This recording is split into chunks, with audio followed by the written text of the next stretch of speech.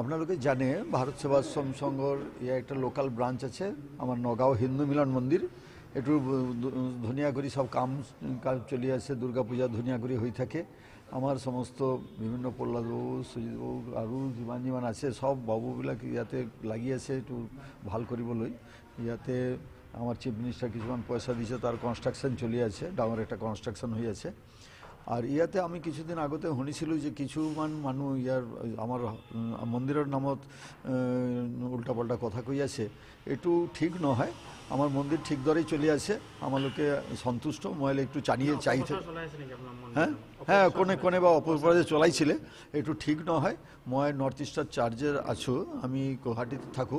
মই স্বামী সাধনানন্দ মই কইছো যেটু আমার ঠিকভাবে চলে আছে যে মানে আমার ভক্ত আছে কাম করি আছে দায়িত্ব আছে হ্যাঁ মন্দির কমিটির উপর অপপ্রচার চলাইছিলে একটু নামটো মই সব মই কব না আৰু মোৰ ওচৰত গৈছে মই চিনি পাও কিন্তু নামটো নাজানো কিন্তু তেখেতে আহি থাকে মন্দিৰৰে ভক্ত একদিন আসিলে তেতিয়া এইটো অপপ্ৰচাৰ কৰিছে এইটো অপপ্ৰচাৰটো ঠিক নহয় তেখেতেও মই কৈছোঁ যে আমাৰ মন্দিৰৰ লগত যোগ দি তেখেতে আমাৰ যিমান ডেভেলপমেণ্টৰ কাম চলি আছে তাৰ লগত কাম কৰিবলৈ আমি চাই যে সকলে একলগতে থাকি একলগতে কাম কৰিম এইটো যদি কেউ কোনোবা ভুল কৰিছে তেখেতে ভুলটো সংশোধন কৰি লওক এইটো মই তাৰ ওচৰত মই আবেদন রাখিছোঁ আপোনালোকে মই ইয়াতে আহিছে আপনার চ্যানেলকেও মই আমার ভারত সেবাশ্রম সংঘর পদ ধন্যবাদ কৃতজ্ঞতা জানালো মন্দির ভারত সেবাশ্রম সংঘর একটা ইউনিট আছে এইটো হল হিন্দু মিলন মন্দির নগার হিন্দু মিলন মন্দিরটো ভালদৰে চলি আছে স্বামী সাধনানন্দজী যেটো কথা কৈছে এইটো কথা ভালদৰে চলি আছে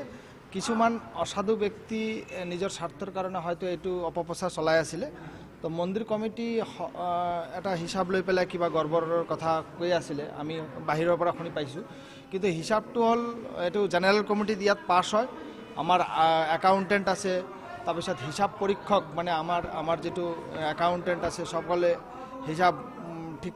ইয়াত জেনেৰেল কমিটিৰ পাছ হৈ পেলাই এইটো হিসাবটো দেখাৰ মালিক হ'ল হেড অফিচ হিসাব হেড অফিচ দেখিছে হিসাব হেড অফিসৰ পৰা ক্লিয়াৰেন্স আহিছে স্বামী সাধনানন্দজী মহাৰাজ তেখেতে এইটোই কথা ক'লে যে আমাৰ সকলো বস্তু ইয়াতে ঠিক আছে কিছুমান মানুহ নিজৰ স্বাৰ্থৰ কাৰণে হয়তো এইবিলাক অপপ্ৰচাৰ চলাই আছে এইবিলাক অপপ্ৰচাৰ যাতে বন্ধ হয় আৰু ভৱিষ্যতে এইবিলাক অপপ্ৰচাৰ যোনে চলাইছে বা যোনে আমি আইডেন্টিফাই কৰিব পাৰিলে সংঘৰ তৰফৰ পৰা যেটো লিগেলি একশন ল'ব লাগে আমি সেইটো একশন স্বামীজি ল'ব হয়তো